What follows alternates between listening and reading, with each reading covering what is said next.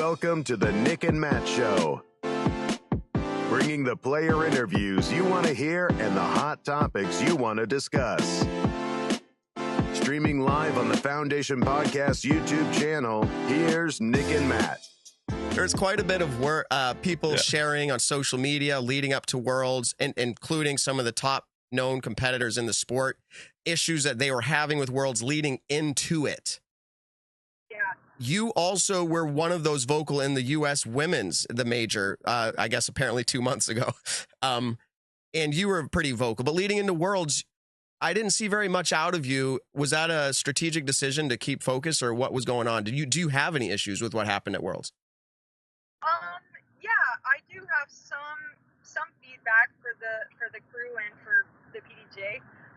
But I told myself, I was hearing a bunch of it from my fellow competitors and peers, and it was something that I decided that it wasn't going to change.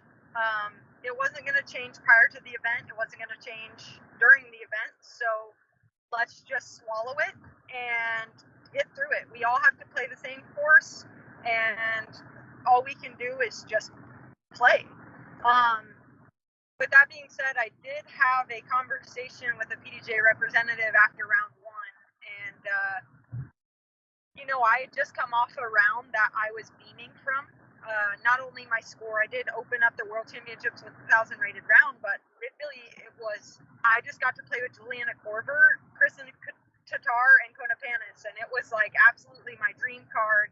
And to finish out the round shooting 1,000 rated, I was beaming. And I was headed to pick up my dad from the airport. He was going to join me, and my brother and his new family was going to join me as well.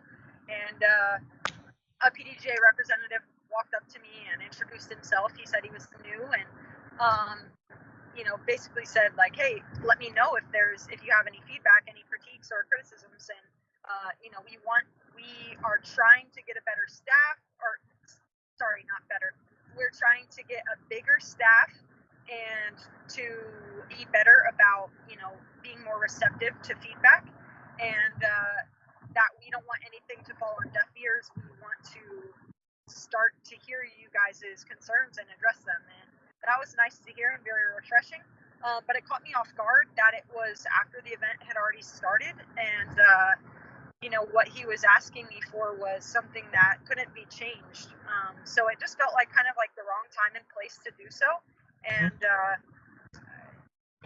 going to bed that night, instead of thinking about my round and the shots that I saw and the shots that I threw, it was more about like, man, I really just can't believe that that's the conversation that I just had. And,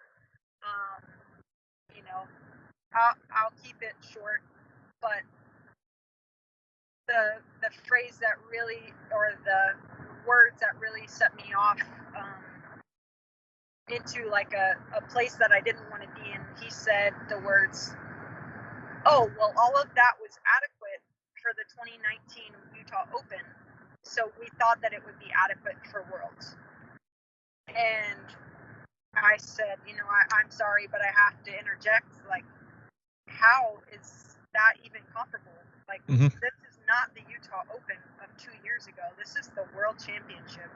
And I just felt myself and my passion just coming up and rising, and just was blown away that was being compared. And like I said, it was something that I was choosing prior to the event to let go and to, basically to shelf it until after Worlds.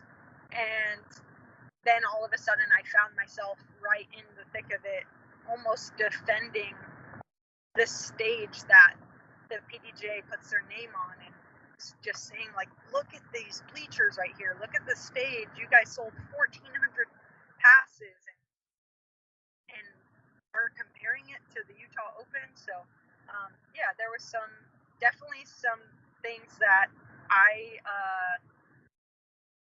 some concerns that I shared with my peers that were more vocal, but I chose not to